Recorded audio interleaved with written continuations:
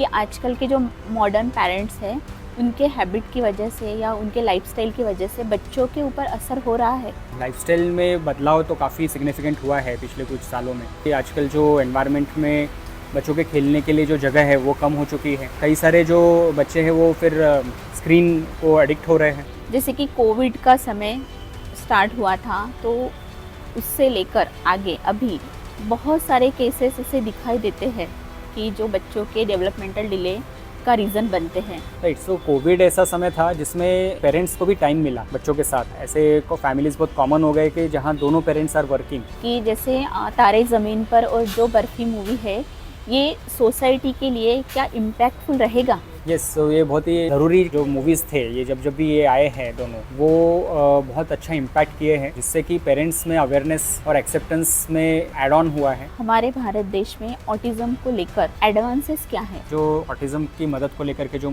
Advances है इसमें significant जो हेल्प अभी एक्सटेंड हो रही है वो है टेली कंसल्टेशन के माध्यम से। सो ये एक ऐसी मेथोडोलॉजी है जिसमें कि पेरेंट्स के साथ एक proper communication, proper guidance. Autism के बच्चे होते हैं, इनमें क्या सुपर पावर होते हैं? ये एबिलिटीज़ जो है वो 7 एबिलिटीज़ कहलाते हैं। अल्बर्ट आइंस्टाइन, एलॉन मस्क, जिनमें सिम्टम्स ऑफ ऑटिज़म रहे हैं।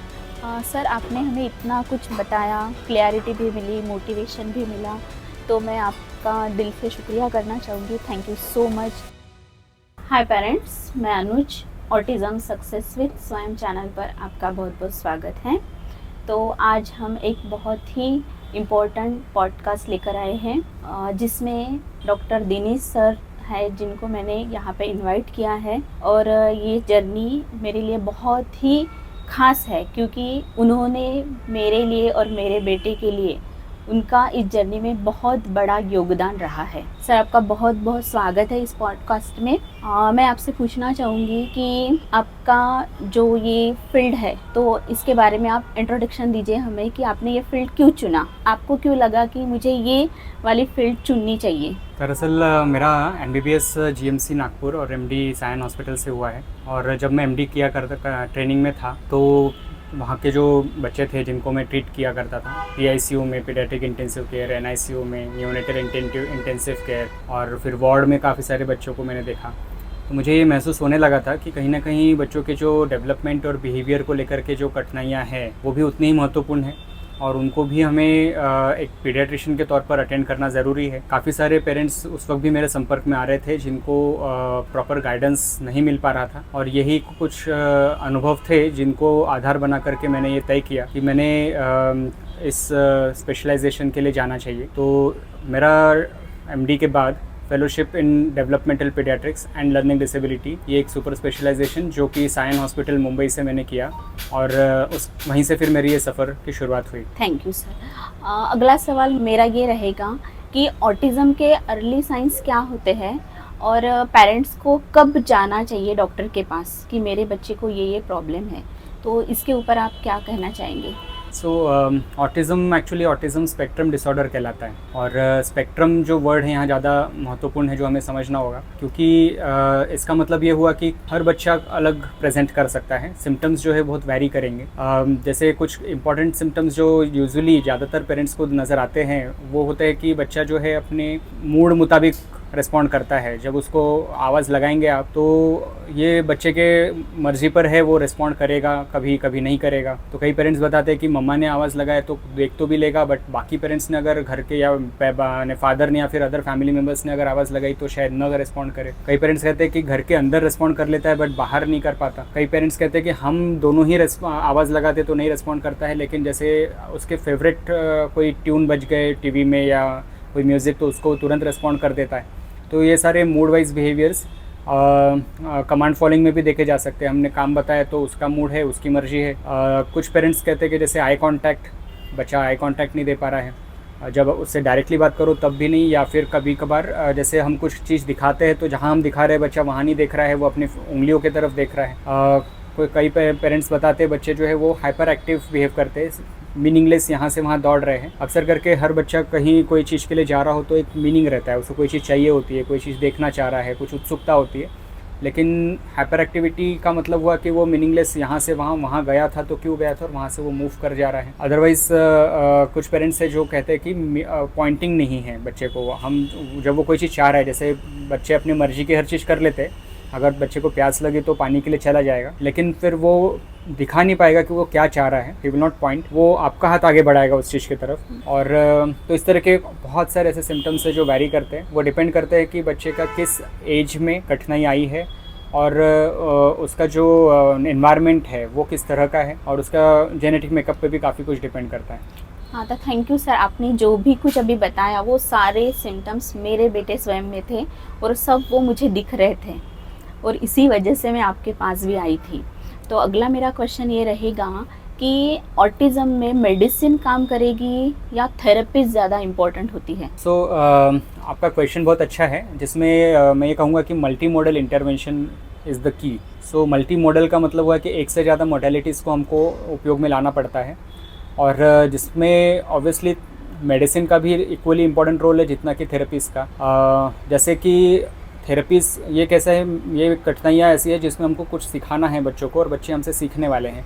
तो यूँ तो फर्स्ट रोल थेरेपीज़ का डेफिनेटली है, क्योंकि उसमें कुछ तरीके हमको सीखने होते हैं पेरेंट्स के तौर पर, कि हमने कठिनाई में रहते हुए बच्चों को किस तरीके से सिखाया जाए, आसान करके कैसे सिखाया जाए। तो थेरेपीज़ तो हमको डेफिनेटली अंडरगो करनी होती है, उसकी भी काफ़ी टेक्निकलिटीज़ होती है। बट मेडिसिन क्या रोल प्ले करेगी, तो ऑब्वियसली ये बहुत अंडरस्टूड बात है कि बच्चे को जब हम सिखा रहे हैं तो उसने भी हमारी तरफ ध्यान देना चाहिए। और इस कठिनाई में होता क्या है कि बच्चे अपने से कनेक्ट नहीं कर पाते, वो अपने तरफ ध्यान नहीं देते, और इसलिए फिर जो टीचिंग और लर्निंग का जो प्रोसेस है वो एक स्मूथली आगे नहीं बढ़ पाता, वो एक स्ट्रगल में रह जाता है। तो मेडिसिन क्या करेगी, तो वो अटेंशन को ग्रो करेगी बच्चों के, ताकि एक चाइल्ड कोऑपरेट करेगा और आप उसको बेटर सिखा पाओगे। एट द सेम टाइम कुछ प्रोसेसिंग डिफ़िकल्टीज़, जो सेंसरी प्रोसेसिंग डिफ़िकल्टीज़ होती है इंटरनली, वो भी मेडिसिन उसको थोड़ा हेल्प आउट करते हैं। तो एक तरह से हम बाहर से हेल्प कर रहे हैं सिखाने को लेकर, और दवाई अंदर से वर्क कर रही है। जब दोनों तरफ से हेल्प मिलता है तो और अच्छा रिजल्ट हासिल होता है। बिल्कुल सही कहा सर आपने, क्योंकि स्वयं के साथ भी वही हुआ है कि हमारा मेडिसिन चल रहा था, साथ साथ में थेरेपीज़ भी चल रही थी, तो बहुत अच्छा इम्प्रूवमेंट निकल के आया। तो अगला सवाल मेरा ये रहेगा कि जैसे कि एज अ पेरेंट्स हमें जो हम सेंटर में थेरेपी करते हैं उसी के ऊपर डिपेंड रहना चाहिए कि एज अ पेरेंट्स हमें घर में भी कुछ रोल करना चाहिए बच्चे के लिए?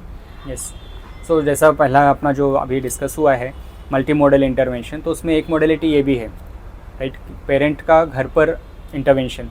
और जिसमें सबसे इम्पॉर्टेंट है, कई बार पेरेंट्स पूछते हैं कि हमने क्या करना चाहिए, तो मेरा कहना हमेशा ये होता है कि आप कुछ अलग कर नहीं रहे थे, कुछ गलत कर नहीं रहे थे, जो चल रहा था वो बराबर चल रहा था। केवल बच्चे की कुछ कठिनाइयाँ आई हैं जिस वजह से वो रिसीव नहीं कर पा रहा है आपकी टीचिंग्स, राइट। हम जो जैसे बच्चों को सिखाते रहे हैं हमेशा से ही, उन्हीं तरीक़ों से हमको आगे बढ़ना होता है। कुछ बातें इस तरह से ध्यान में रखनी है कि ये कठिनाई है जिसमें बच्चा हमसे कनेक्ट नहीं हो पा रहा है, और इसलिए वो रिसीव भी नहीं कर पा रहा है हमारे टीचिंग्स। हमको सबसे फर्स्ट एंड फॉरमोस्ट कनेक्ट करना पड़ेगा बच्चे के साथ, जिसका बेस्ट एग्जांपल इस तरह से समझा जा सकता है कि अगर बच्चा कोई अपने मर्ज़ी से कोई खेल खेलना चाह रहा है, और आप पेरेंट के तौर पर उसको कुछ सिखाने के उद्देश्य से पहुँचे हैं, तो आप उसको अपनी मर्ज़ी से कुछ करवाना चाहेंगे तो वो नहीं कनेक्ट करेगा। यू वांट टू टीच कि देखो देखो इसको ऐसा करो, इसको वैसा करो, तो बच्चा डिस्टर्ब हो सकता है। तो हमको ये समझना है कि पहले वो क्या करना चाह रहे हैं उसके साथ जुड़ जाओ। अच्छा, वो अगर ब्लॉक्स को एक के ऊपर एक रख रहा है तो ओके, तो ठीक है, हम इसको भी रखेंगे, ओके, तो you will have to take some time उससे जुड़ाव के लिए। अच्छा, और उसके बाद फिर आप उसको जो आपको टेक्निक्स बताए गए हैं थेरेपी के अंतर्गत, थेरेपिस्ट ने जो करवाए हैं, वो फिर आप उससे करवा सकते हैं। यानी बच्चे के इमोशंस को हमें समझना है, यस, और उसके हिसाब से हमें प्लान करना है, राइट, ठीक। यस। तो उसी हिसाब से मैंने भी काम किया, जैसे आपने मुझे गाइड किया वैसे वैसे मैं करती गई, और इम्प्रूवमेंट दिखता गया। तो एक सवाल ये है कि जैसे बहुत से पेरेंट्स हैं कि उनको डाउट होता है स्वयं के ऊपर कि ऑटिज़म होकर भी इतना इम्प्रूवमेंट कैसे। तो आपने इसकी केस देखी है, आपने पहले की कंडीशन भी देखी है, और अभी का भी इम्प्रूवमेंट आपने देखा है, तो आप इसके ऊपर क्या कहना चाहेंगे? राइट। जैसा अपना इसके पहले भी डिस्कस हुआ है कि हर बच्चे का जो सिम्टम्स है वो वैरी करता है, तो उसी तरह से कहने का मेरा उद्देश्य ये है कि हर बच्चे का जो इम्प्रूवमेंट है वो भी वैरी कर सकता है। जिसका इम्पोर्टेंट जो डिसीजन मेकिंग फैक्टर है वो रहता है कि किस उम्र में बच्चे को इंटरवेंशन मिला, जो बच्चा जितना छोटा रहेगा उसमें सीखने की क्षमता उतनी ज़्यादा होती है, और ये बेसिकली मेडिकल टर्मिनोलॉजी में हम न्यूरोप्लास्टिसिटी का कॉन्सेप्ट कहलाते हैं। और जो यूजुअली 3 साल तक के बच्चे होते हैं उनका ऑलमोस्ट 80% ब्रेन डेवलपमेंट का टाइम चलता होता है, और एक 5 ईयर तक के 90% ब्रेन डेवलपमेंट कंप्लीट होता है। तो जहाँ तक मुझे याद है, स्वयं का जब हेल्प चालू हुआ था, ही वॉज अराउंड 2.5, राइट। तो 2.5 एक बहुत ही इंपॉर्टेंट समय था उम्र को ध्यान में रखते हुए। सेकेंडली जो सिवियरिटी ऑफ प्रॉब्लम कहलाती है वो भी बहुत रोल प्ले करती है प्रोग्नोसिस में। अगर तकलीफ माइल्ड लेवल की है तो उसमें बहुत अच्छे रिजल्ट्स आने की पॉसिबिलिटी काफ़ी अच्छी होती है। थर्ड थिंग, अगर मल्टी मॉडल इंटरवेंशन फॉलो हुआ या नहीं वो भी बहुत मैटर करता है। एट टाइम्स कई बार देखा जाता है कि केवल दवाइयाँ चल रही थी कुछ बच्चों की, एट अदर टाइम से देखा जाता है कि केवल थेरेपीज पे निर्भर थे, दवाइयाँ कभी की नहीं, राइट। और इस तरह के अगर मल्टी मॉडल इंटरवेंशन नहीं हो रहे हैं तो उसमें रिजल्ट्स को टाइम लग सकता है। Fourth thing would be like technical guidance, timely guidance. At times से होता है कि टेक्निकल एंड टाइमली गाइडेंस नहीं मिलता है, यानी थेरेपीज ही चल रहे थे और उसमें there was no follow up, no evaluation done in between, right. तो जो डायरेक्शन था उसके ऊपर कोई चेक ही नहीं था, and just efforts were going on, है ना। तो that could be called as directed efforts नहीं हो पाए ना। तो वो एक बहुत इंपॉर्टेंट पॉइंट रहता है जो रिजल्ट्स को डिफाइन करता है। अच्छा, तो इससे मुझे ये समझा कि मैं प्रॉपर वे में थी, कि मेरा फॉलोअप कंटिन्यू था, मेडिसिन कंटिन्यू थे, होम प्लान कंटिन्यू था और घर में भी काम चल रहा था, यानी सभी चीज़ें स्वयं को मिल रही थी, इसीलिए सब पॉसिबल हो चुका, ऐसे हम कह सकते हैं। तो अगला क्वेश्चन ये रहेगा कि बहुत से पेरेंट्स मुझे पूछते हैं कि स्वयं में इतने जल्दी इम्प्रूवमेंट आया है, तो आपने तो रिफ्लेक्स थेरेपी की होगी या आपके डॉक्टर ने आपको सजेस्ट की होगी, तो स्पेसिफिकली तो आपने मुझे कभी ये सजेस्ट ही नहीं किया और मैंने ये नाम भी नहीं सुना। सिर्फ मैंने सेंटर में सुना occupational therapy, sensory integration therapy जो आपने मुझे सजेस्ट की थी, और बाद में स्पीच थेरेपी। इसके बावजूद मैंने आपके सेंटर में मैंने देखा था कि ABA थेरेपी भी है, बाकी तो मुझे कुछ मालूम नहीं है। तो आप बताइए कि ये रिफ्लेक्स थेरेपी क्या होती है और इसमें जो हमारे बच्चे ऑटिज़म स्पेक्ट्रम पे होते हैं उसमें क्या रोल होता है, वो इम्पोर्टेंट है या नहीं है या क्या है, आप थोड़ा क्लियर कीजिए ये। सो बेसिकली प्रिमिटिव रिफ्लेक्सेस ये एक मेडिकल की टर्मिनोलॉजी है। हर बच्चे में प्रिमिटिव रिफ्लेक्सेस होते हैं जो समय समय से, जैसे बच्चे का जब जन्म होता है तो उसके बाद में एक समय समय पर एक एक रिफ्लेक्स, प्रिमिटिव रिफ्लेक्स चला जाता है, और ये बहुत एसेंशियल फिनोमेना है जिससे कि बच्चे फिर अपने डेवलपमेंट में आगे बढ़ते हैं। जाने इट इज़ नोन कि कुछ बच्चे जो रहते हैं जिनके प्रिमिटिव रिफ्लेक्सेस डिमिनिश नहीं होते, वो गायब नहीं होते, चले नहीं जाते हैं, और फिर उनको विकास को लेकर के तकलीफ़ें आती है, डेवलपमेंट के इश्यूज आ सकते हैं।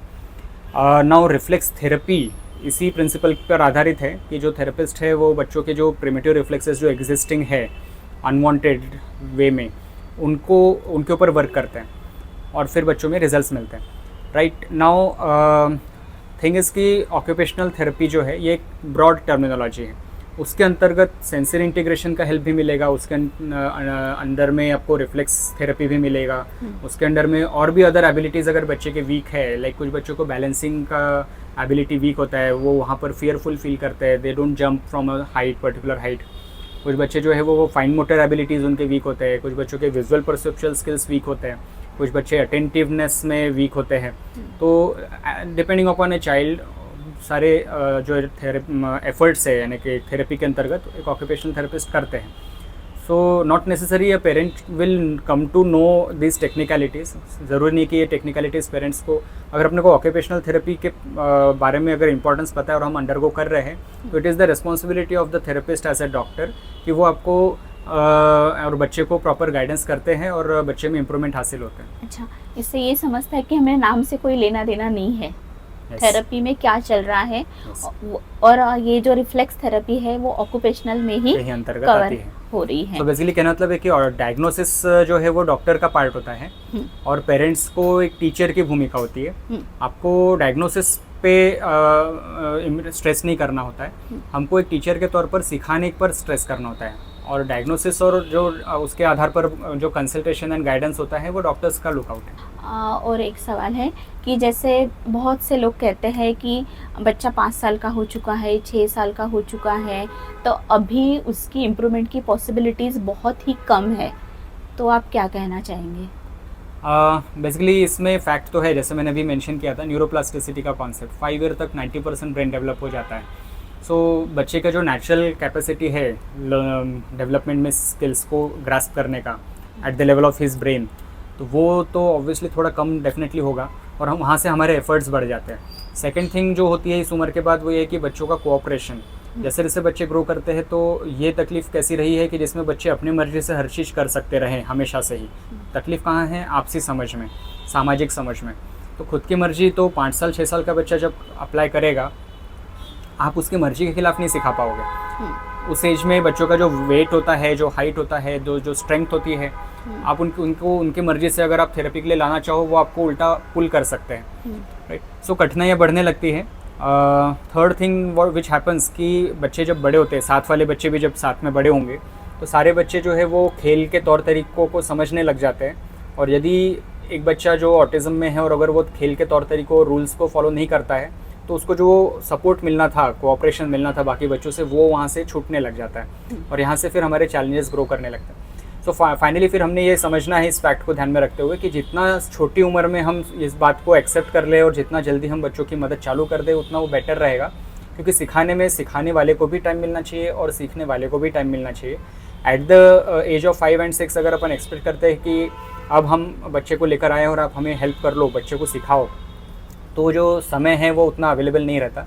बच्चे नॉन कोऑपरेटिव होने की पूरी गुंजाइश होती है। बराबर है सर, क्योंकि जैसे मेरा अनुभव है कि स्वयं के साथ जैसे मैंने कम एज में स्टार्ट किया तो वो जल्दी जल्दी मुझे कोऑपरेट करने लगा, और जब हम बड़े बच्चे को देखते हैं तो वो कोऑपरेट नहीं कर पाते हैं।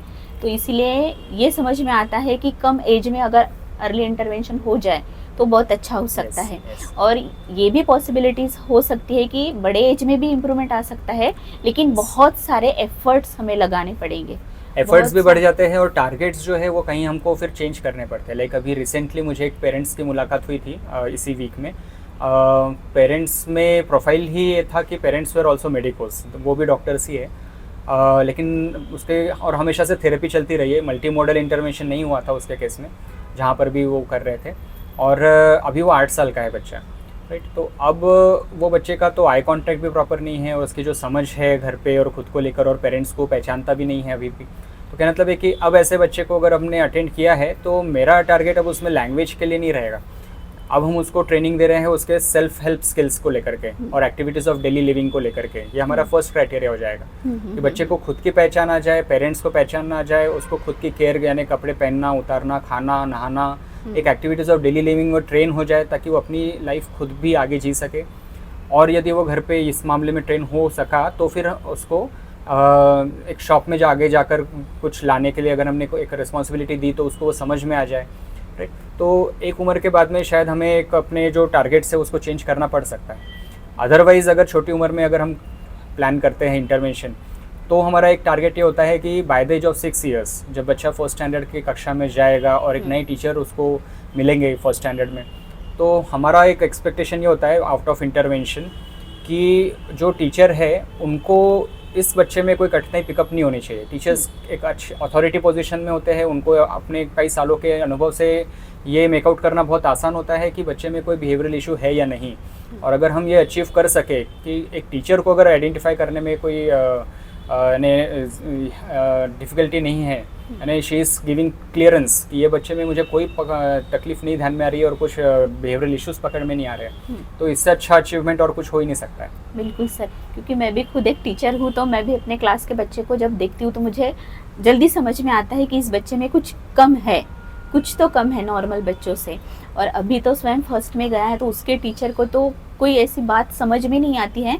मैंने खुद से उनको बताया था कि ये स्पेशल चाइल्ड है, लेकिन उनका वहाँ से मुझे कॉल आया था स्कूल से कि मुझे तो ऐसा कोई दिख नहीं रहा है। यानी ये बहुत अच्छा अचीवमेंट है स्वयं के लिए, ऐसे हम कह सकते हैं।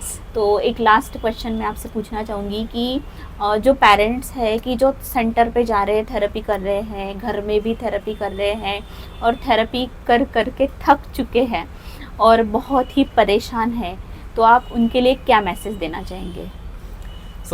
मेरा मैसेज सभी पेरेंट्स को तो यही रहता है हमेशा से ही कि थकना तो मना है, राइट।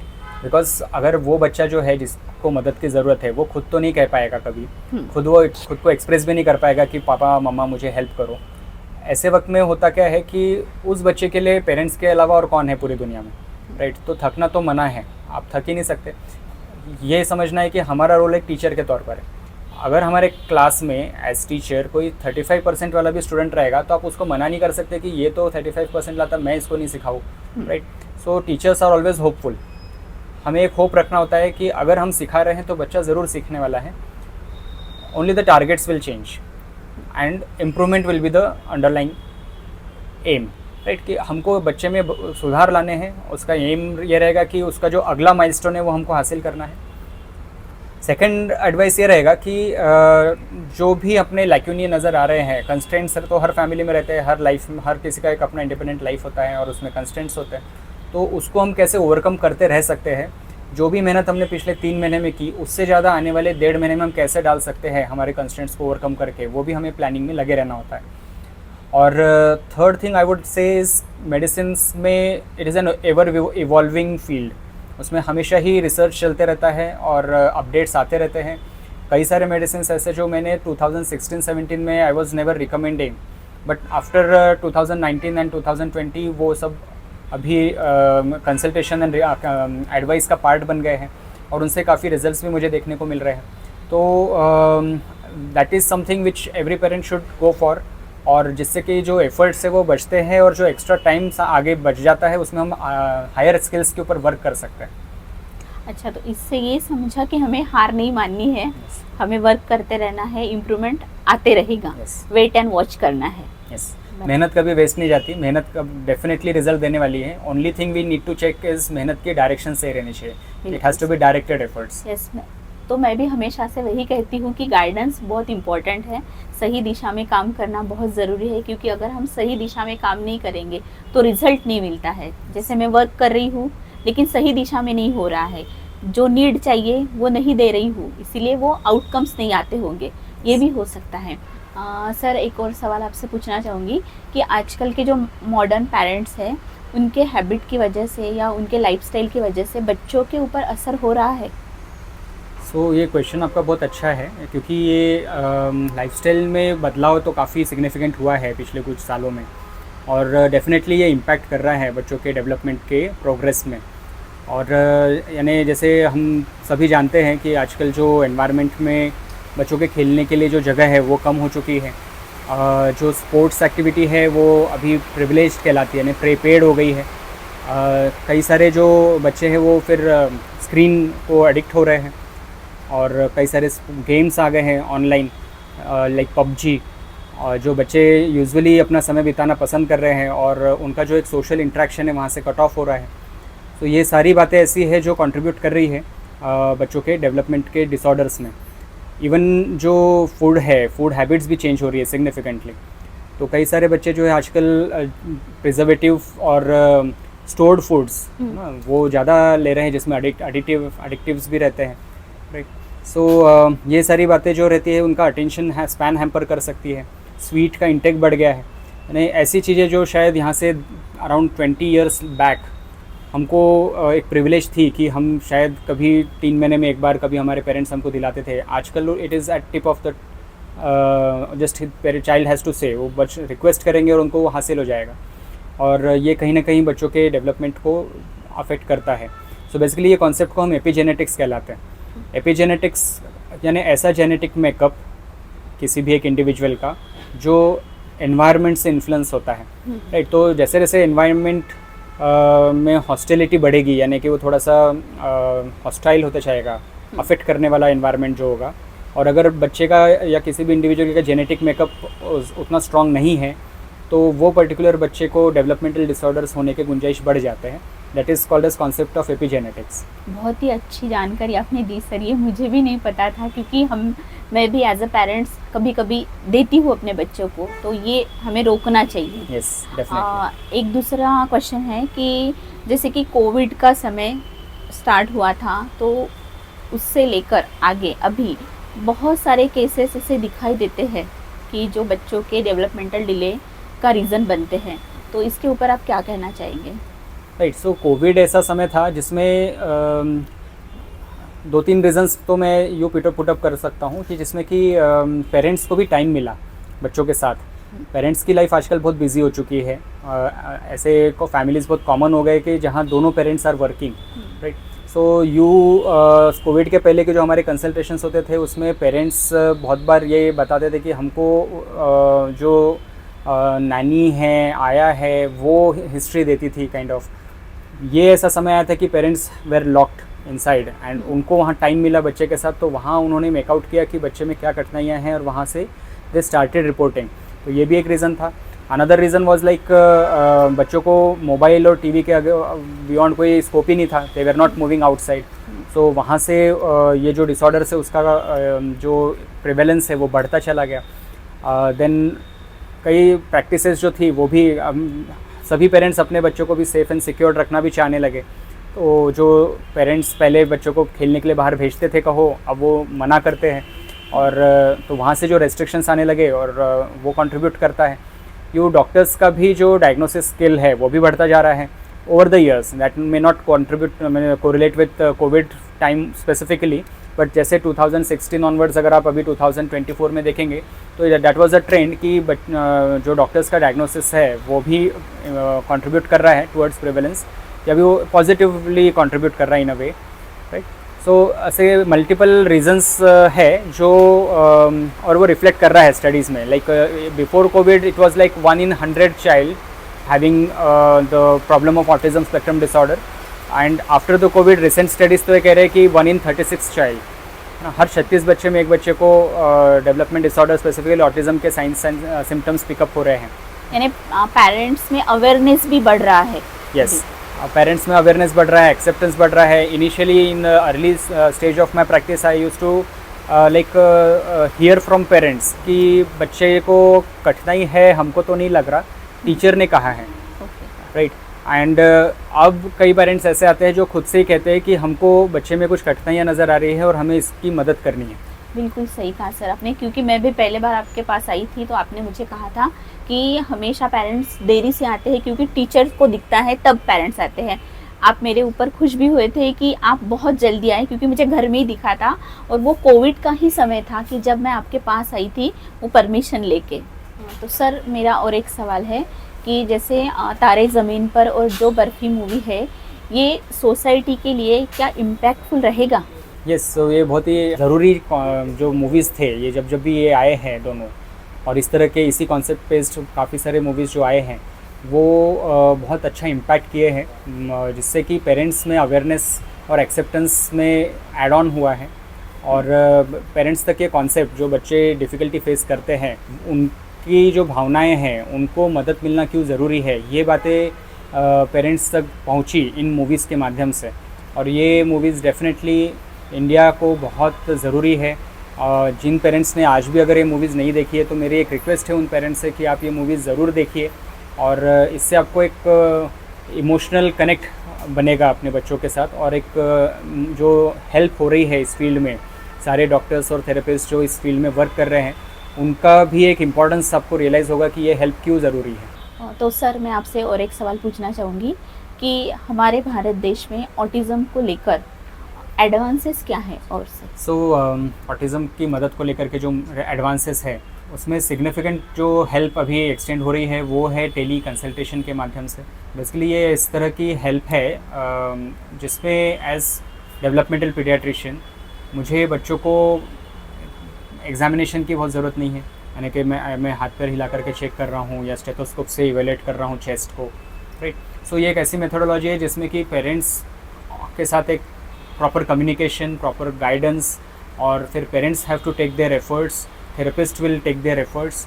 और ये जो मेथोडोलॉजी है टेली कंसल्टेशन, जो कई ऐप्स होते हैं जो हमको हेल्प करते हैं टेली कंसल्टेशन के लिए, even WhatsApp video call is a good platform, जिससे कि पेरेंट्स का जो एफ़र्ट है उसको डायरेक्टेड रखने में काफ़ी हेल्पफुल ये मेथोडोलॉजी प्रूव हो रही है। सो मैं काफ़ी सारे पेरेंट्स तक ये बात पहुंचाना चाहता हूं कि टेली कंसल्टेशन एक बहुत ही इम्पैक्टफुल मेथोडोलॉजी है जो रिसेंटली उभर कर आई है। सेकंड थिंग इज़ कि काफ़ी सारे सेंटर्स भी ओपन अप हो रहे हैं जैसे जैसे अवेयरनेस ग्रो कर रही है।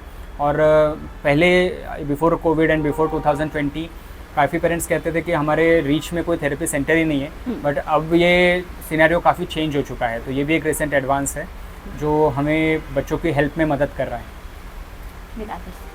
Thank you sir. सर एक सवाल है और से कि जो ऑटिज़म के बच्चे होते हैं इनमें क्या सुपर पावर होते हैं, ऐसे बोलते हैं बहुत से लोग, तो आप बताइए।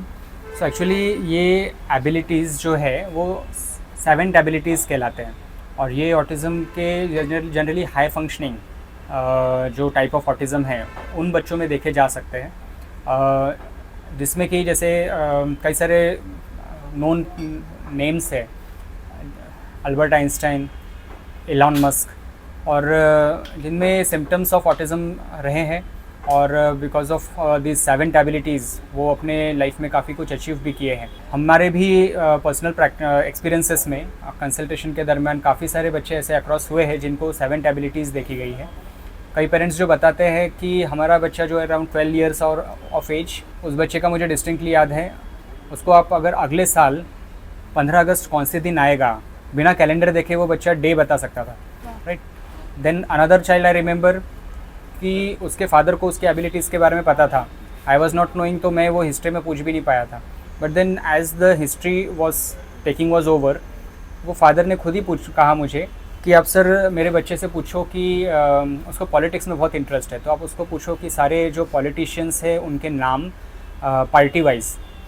और बच्चे ने वो अराउंड एक 10 ईयर का था, he was not making appropriate eye contact also with me, नीचे देख के बात कर रहा था, लेकिन उसने जो sequentially proper hierarchy wise senior most जो पार्टी के हेड है उनसे लेकर के जो उसने मुझे बताया, अराउंड एक पार्टी के 12 to 13 पॉलिटिशियंस के नाम proper hierarchy wise, and at least 3 different political parties के।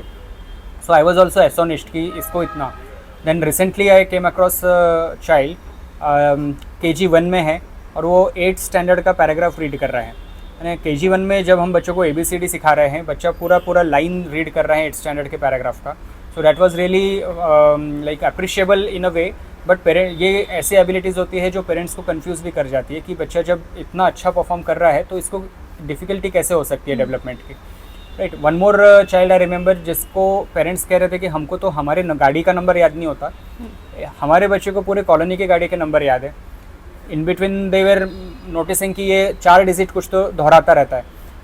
देर आफ्टर उन्होंने कहीं समय के साथ मेकआउट किया कि ये तो हमारे गाड़ी, यानी कि जो घर के आस पड़ोस में गाड़ियाँ पार्क होती है उनके नंबर से जो बोलता है। सो इस तरह के और भी सारे एबिलिटीज़ होते हैं। स्विमिंग एक ऐसा इंक्लूडेड स्किल है, यूजुअली नोन है कि बच्चे जो ऑटिज़म में हैं और अगर उनको आप स्विमिंग सिखाते हैं तो वो बहुत जल्दी मास्टरी कर लेते हैं। सो कुछ साल पहले आई रिमेंबर एक न्यूज़ आया था कि जो बच्ची ने स्विमिंग सीखा था, शी वाज लाइक, उसने जो रिकॉर्ड बनाया था, लेकिन देयर वाज बिग न्यूज़। और एक न्यूज़ आई रिमेंबर, एक पर्सन जो अभी ग्रोन अप है of this problem, and he just took A ride of helicopter above the New York city, और जस्ट नीचे उतर के he could draw a map of New York city. So such kind of abilities definitely देखे जा सकते हैं। But मेरा request parents से रहेगा कि ये एबिलिटीज़ हमको मिसगाइड नहीं करना चाहिए। डेवलपमेंट के इश्यूज स्टिल रह सकते हैं, only the subject matter will differ. कहाँ उसके स्ट्रेंथ है वहाँ हम अप्रिशिएट करेंगे, जहाँ बच्चा वीक है वहाँ उसको हेल्प करना होगा। बिल्कुल सर, स्वयं के भी बारे में ऐसा ही है कि कुछ चीज़ें ना वो बहुत ही अच्छे से कर लेता है, कि जैसे कुछ चीज़ों में प्रॉब्लम होती थी उसको, लेकिन कुछ चीज़ें मैं अगर एक बार में समझाऊँ तो उसे जल्दी समझ में आता है। जैसे कि मैथ्स है उसका अच्छा है, जो कंप्यूटर है हमारे घर में उसका भी वो जल्दी फटाफट से, हमें नहीं आता है लेकिन उसे आता है कि यहाँ पे ये चीज़ है। तो ये आपने बहुत सही कहा sir, thank you so much. Sir आपने हमें इतना कुछ बताया, क्लैरिटी भी मिली, मोटिवेशन भी मिला, यानी बहुत ही हम पेरेंट्स की हेल्प हुई है इससे। तो मैं आपका दिल से शुक्रिया करना चाहूँगी, थैंक यू सो मच कि आपके जैसे ऑटिज़म एक्सपर्ट के साथ ये मेरा पॉडकास्ट रहा। Thank you so much sir. तो आप पेरेंट्स के लिए क्या बोलना चाहेंगे लास्ट में? मेरा सभी पेरेंट्स से हमेशा ही ये मैसेज रहा है, और ये मैसेज इनफैक्ट हमने हमारे हर फाइल पर भी मेंशन किया है। Development is the mirror, education is the pillar. Development और एजुकेशन ये दोनों बहुत ही जुड़ी हुई बातें हैं। हम हमेशा ही चाहते हैं एज पेरेंट्स कि हमारे बच्चे एजुकेशन में आगे बढ़े, बट ये समझना बहुत ज़रूरी है कि जिस बच्चे का डेवलपमेंट सही चल रहा हो वही एजुकेशन में आगे बढ़ पाता है। जहाँ डेवलपमेंट की तकलीफ़ें आएगी वहाँ एजुकेशन आपको तकलीफ़ देगा। सो मेरा रिक्वेस्ट है कि डेवलपमेंट पे, अर्ली इंटरवेंशन पे ज़रूर फोकस कीजिए। Thank you.